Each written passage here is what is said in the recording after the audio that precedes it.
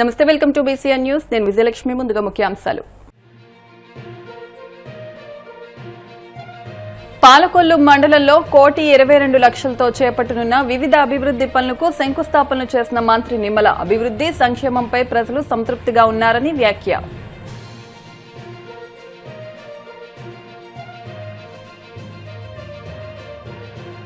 హత్యా రాజకీయాల పునాదుల మీదే వైఎస్ కుటుంబం ఎదిగిందని బీటెక్ రవి విమర్శలు. సొంత చెల్లికి వెన్నపోటు పొడిచిన జగన్ కు ఇతరుల గురించి మాట్లాడే హక్కు లేదని స్పష్టీకరణ.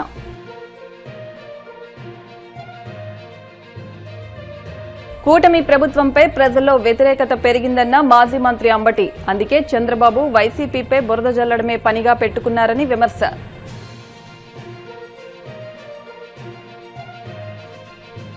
విశాఖ నగరంలో చోరీలపై క్రైమ్ విభాగం పోలీసుల ఉక్కుపాదం. 68 కేసులు ఛేదించి ముద్దాయిల నుంచి 1.04 కోట్ల విలువైన ప్రాపర్టీ స్వాధీనం.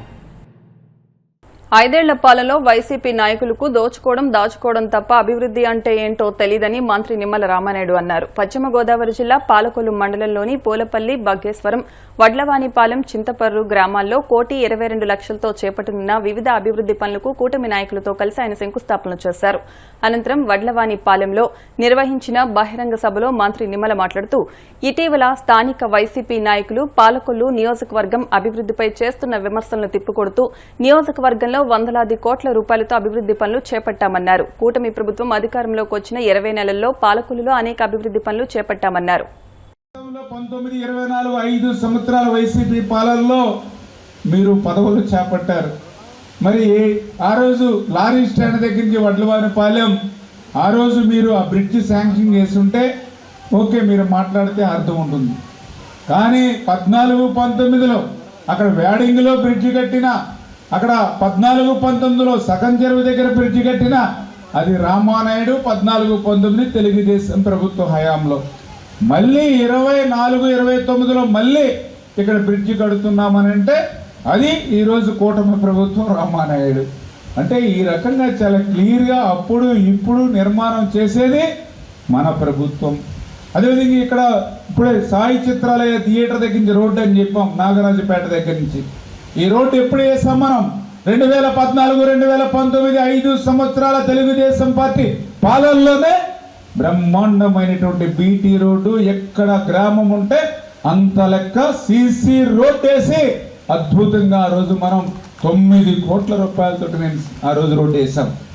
మరి తర్వాత 19-24 నీ ప్రభుత్వం వచ్చింది.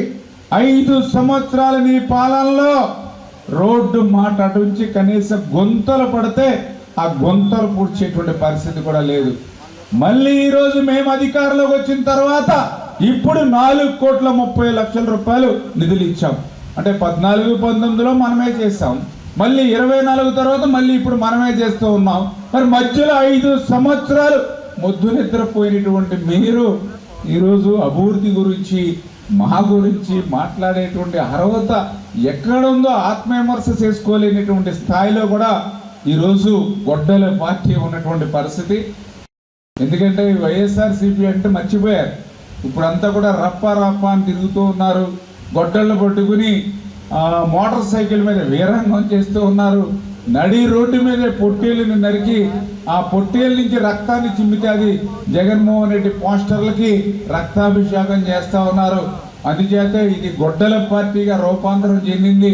అందుచేత రేపు భవిష్యత్తులో అటువంటి గొడ్డల పార్టీలకి చెక్ పెట్టాలి. మన తెలుగుదేశం, జనసేన, బీజేపీ కూటమిని భవిష్యత్తులో ఎప్పుడు ఏ ఎన్నిక జరిగినా మనం ఆశీర్వదిస్తే ఈ 20 నెలల్లో ఒక్క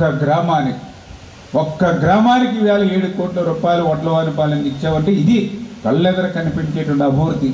కాగితం పట్టుకొని మాట్లాడుతూ ఉన్నాం. ఇందులో ఎక్కడ అబద్ధం ఉండదు, అసత్యం ఉండదు. అధికారులు శాంక్షన్ చేసినటువంటి లిస్టులు ఏవి, మీడియా ఉంది, ప్రజలు ఉన్నారు. ఇందులో నేను చెప్పిన దాంట్లో ఎక్కడైనా 1% లోటు ఉంటే మనం చెప్పుకోవాల్సిన అవసరం ఉంది. మొన్న కూడా మీటింగ్లో వర్ధనం గ్రామానికి చెప్పాం, 6,13,00,000 ఇచ్చానన్న. వర్ధనం గ్రామంలో కూడా అది కూడా ఒక్క బూత్ చిన్న గ్రామం, అక్కడ కూడా 6,13,00,000 రూపాయలు. 5 సంవత్సరాల వాళ్ళు చేయలేని పనిని ఇట్లా ఒక గ్రామం కాదు ప్రతి గ్రామము కూడా మనం చేసుకుంటూ వెళ్తూ ఉన్నాం. అందుకే రేపు భవిష్యత్తులో మన పాలకులలో గొడ్డలి పార్టీ తోటి మనకి పని లేదు, గొడ్డలి పార్టీ నాయకులతోటి ఈ నియోజకవర్గానికి పని లేదు అనే విషయాన్ని మరి మీరందరూ కూడా స్పష్టంగా మరి చెప్పవలసినటువంటి అవసరం ఉంది. వైసీపీ అధినేత జగన్ కుటుంబంపై టీడీపీ మాజీ ఎమ్మెల్సీ బీటెక్ రవి తీవ్ర స్థాయిలో విమర్శలు గుప్పించారు.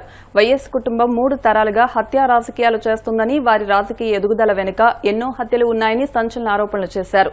జగన్ కుటుంబానికి వ్యతిరేకంగా వెళ్తే ఎంతటి ప్రజాదరణ కలిగిన నాయకుడినైనా బతకనిచ్చేవారు కాదని ఆవేదన వ్యక్తం చేశారు. గతంలో మద్దల చెరువు సూరితో జగన్ కుటుంబానికి స్నేహ సంబంధాలు ఉన్నాయన్న ఆయన జైల్లో ఉండి ప్లాన్ చేసి మరీ పరిటాల రవిని హత్య చేయించారని ఆరోపించారు. తమకు తెలిసిన జగన్ క్రూరత్వం ఏంటో రాష్ట్ర ప్రజలందరికీ తెలియాల్సిన అవసరం ఉందన్నారు. తర్వాత ముఖ్యంగా ఒక 2-3 రోజుల కిందట మా పులివెందుల ఎమ్మెల్యే అయినటువంటి జగన్మోహన్ రెడ్డి, అలాగే గొడ్డలి పార్టీ అధ్యక్షుడైన జగన్మోహన్ రెడ్డి గారు తర్వాత ప్రెస్తో మాట్లాడుతూ కొన్ని మాటలు మాట్లాడడం, వాటికి తప్పకుండా వివరణ ఇవ్వాల్సిన బాధ్యత, దానికి కౌంటర్ ఇవ్వాల్సిన బాధ్యత కూడా ఉంది. తర్వాత ఎందుకంటే జెన్జీ అంటే ఇప్పుడు 20 years నుంచి 30 yearsలో ఉండే వాస్తవంగా ఏదైతే ఆంధ్రప్రదేశ్ రాష్ట్రంలో యువత ఉన్నారో వాళ్ళందరికీ కూడా YS Jagan Reddy family, Rajasekhara Reddy family, Rajareddy అంటే వీళ్ళ కుటుంబ స్థితిగతులు, ఆ తర్వాత ఆనాటి పరిస్థితులు ఏంటి, వీళ్ళు ఏమేమి దారుణాలు ఆకృత్యాలు చేసి తర్వాత రాష్ట్ర రాజకీయాన్ని తర్వాత ఈ రకంగా తమ గుప్పిట్లో పెట్టుకొని ఈ రకంగా దుర్మార్గాలు చేసినారో అవన్నీ కూడా చెప్పాల్సిన బాధ్యత ఉంది. ఫస్ట్ జగన్మోహన్ రెడ్డి గారికి వాళ్ళది పెద్ద రాజకీయ కుటుంబం కానే కాదు. వాళ్ళు చేసే దారుణాలు అకృత్యాలు ఆ కాలంలోనే బ్రిటిష్ వాళ్లకు తొత్తులుగా ఉండి వీళ్ళు చేసే పనులు నచ్చక నా సొంత మండలం సింహాద్రిపురం మండలంలోని బలపనూరులో గ్రామస్తులంతా ఆ గ్రామం నుంచి వెలివేస్తే అప్పుడు అక్కడి నుంచి మైగ్రేటెడ్ అయ్యి పులివెందులకు వచ్చి స్థిరపడినారు. అంటే పులివెందుల టౌన్లో. అది వాళ్ళ కుటుంబం యొక్క బ్యాక్గ్రౌండ్. అంటే ఆ కాలంలోనే బ్రిటిష్ వాళ్లకు తొత్తులుగా మారి ఆ తర్వాత మనం ఏదైతే స్వాతంత్ర సమరయోధులు వాళ్ళకున్నారో ఆ కాలంలోనే భారతదేశానికి అన్యాయం చేసిన కుటుంబ చరిత్ర వాళ్ళది. అలాగే ఈయన చేసుకుంటూ మళ్ళా మాదేదో పొలిటికల్ ఫ్యామిలీ, మా నాన్న నాకు రాజకీయం ఇట్లా చేయనాడు అట్లా చేయనాడు అని చెప్తాడు కదా. అసలు 1968లో అప్పట్లో పులివెందుల సర్పంచ్కు ఇప్పుడు ఏదైతే ఈయన తాత రాజారెడ్డి అని చెప్పుకుంటాడో వాళ్ళ నాయనమ్మ అంటే రాజారెడ్డి గారి భార్య జయమ్మ అప్పుడు సర్పంచ్ వచ్చేసి డైరెక్ట్ ఎలక్షన్ కాదు, వార్డు మెంబర్స్ ఎలక్ట్ అయ్యి వార్డు మెంబర్స్ కలిపి అందరూ సర్పంచ్ని ఎన్నుకునేవాళ్ళు. 1968లో రాజారెడ్డి గారి సతీమణి జగన్మోహన్ రెడ్డి గారి నాయనమ్మ రాజశేఖర రెడ్డి గారి తల్లి అయినటువంటి జయమ్మ గారు పులివెందుల సర్పంచ్ ఎలక్షన్స్లో భాగంగా ఒక వార్డు మెంబర్కు పోటీ చేస్తే గాడిచెర్ల కృష్ణమూర్తి అనే ఒక ఆయన చేతుల్లో వార్డు మెంబర్కు ఓడిపోయిన చరిత్ర వీళ్ళది. ఈరోజు మా ఫ్యామిలీ అది ఇదని చెప్పుకుంటారు, వార్డు మెంబర్కు ఓడిపోయినారు. అలాంటి చరిత్ర ఉండేది. సరే అక్కడ నుంచి ఆయన ఏదో ఫైట్ చేసుకుంటా ఏదో రాజకీయం చిల్లర రౌడీజం చేసుకుంటా అప్పట్లోనే 1962లో రాజారెడ్డి పేరుతో పులివెందుల పోలీస్ స్టేషన్లో రౌడీ షీట్ ఉంది. ఇప్పటికీ ఉంది. ఆ డీటెయిల్స్ అన్నీ క్రైమ్ హిస్టరీ తర్వాత జనరల్ డైరీ అదంతా తీస్తే పార్ట్ ఆఫ్ హిస్టరీ తీస్తే వస్తుంది. 1962లోనే పులివెందుల ప్రాంతంలో రాజారెడ్డి గారు ఒక రౌడీ షీటర్. సరే దాని తర్వాత జనరల్గా కడప జిల్లాలో రెడ్డిస్ది ఆధిపత్యంగా ఉండేది. వీళ్ళందరికీ మంగంపేట దగ్గర చాలామంది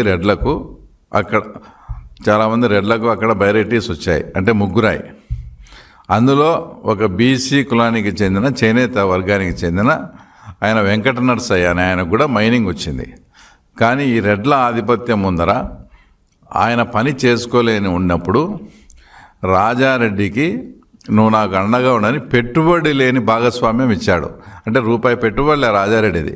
ఓరికి ఆ రెడ్ల సందులో నేను ఇబ్బంది పడతారా, నువ్వు కూడా రౌడీవే కదా, నిన్ను అడ్డం పెట్టుకుని ఉంటే నాకు కొంత మేలు జరుగుతుంది, నీకు పెట్టుబడి లేకుండా ఇంత వ్యాపారం ఇస్తానని అక్కడికి ఎంటర్ అయ్యి కాలక్రమేణా ఆ వెంకట నరసయ్యనే హత్య చేసిన దుర్మార్గమైన చరిత్ర వీళ్ళది. అంటే ఎవరైతే నిన్ను బాగుపరుస్తాము అని నమ్మి పెట్టుబడి లేకుండా వ్యాపారం చేపించుకోమని పిలిచిన ఇతన్ని హత్య చేసినారు.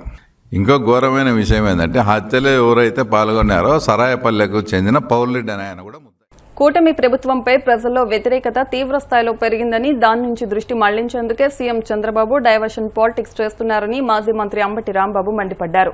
తాడేపల్లిలో జరిగిన మీడియా సమావేశంలో ఆయన మాట్లాడుతూ జగన్ మళ్లీ ముఖ్యమంత్రి అవుతారనే భయం చంద్రబాబుకు పట్టుకుందని, అందుకే నిరంతరం వైసీపీపై బురద చల్లడమే పనిగా పెట్టుకున్నారని ధ్వజమెత్తారు. వైఎస్ కుటుంబానికి పులివెందుల్లో ఎన్నడూ ఓడిపోయిన చరిత్ర లేదని ఆయన గుర్తు చేశారు. చంద్రబాబు నియంతలా రాష్ట్రాన్ని పాలిస్తున్నారని, అధికారంలోకి వచ్చాక 3.5 లక్షల కోట్ల అప్పు తెచ్చిన కూటమి ప్రభుత్వం ఆ నిధులతో రాష్ట్రానికి ఏం చేస్తుందని అంబటి ప్రశ్నించారు. ఈ విధంగా బ్రాండ్ చేయాలనేటువంటి తాపత్రయంతో తండ్రి కొడుకులు ఇద్దరు ఉన్నారు. దానికి తోడు ఎల్లో మీడియా ప్రచారం చేసే కార్యక్రమం చేస్తుంది. మేము ఇది చేశాం, మళ్ళా మేము అధికారంలోకి వస్తాం అని చెప్పుకోవట్లా. జగన్మోహన్ రెడ్డి గారు రాకూడదు, ప్రార్థనలు చేయండి. ఇవాళ దాని దుంపదగా ఈనాడు ఫ్రంట్ పేజీలో వైకాపా గొడ్డలి పార్టీ సమాజానికి హానికరం, ఆ పార్టీ మళ్ళీ రావద్దు అని ప్రజలందరికీ వినతి, పూజలు చేయాలని కోరిక. మరొక ఎల్లో మీడియా గొడ్డలి పార్టీ నెవర్ అగైన్, మళ్ళా రావద్దు. ఏంది బాబు మళ్ళా రావద్దు, మళ్ళా రావద్దు, మళ్ళా రావద్దు, మళ్ళా రావద్దు అంటే మళ్ళా వచ్చేస్తుందని మీకు అర్థమైందా? ప్రజల్లో విపరీతమైనటువంటి గాలి చంద్రబాబు నాయుడు గారికి వ్యతిరేకంగా వీస్తుంది. మళ్ళా జగన్మోహన్ రెడ్డి గారు అధికారంలోకి రాబోతున్నారనేటువంటి భావన మీ గుండెలకు చేరింది.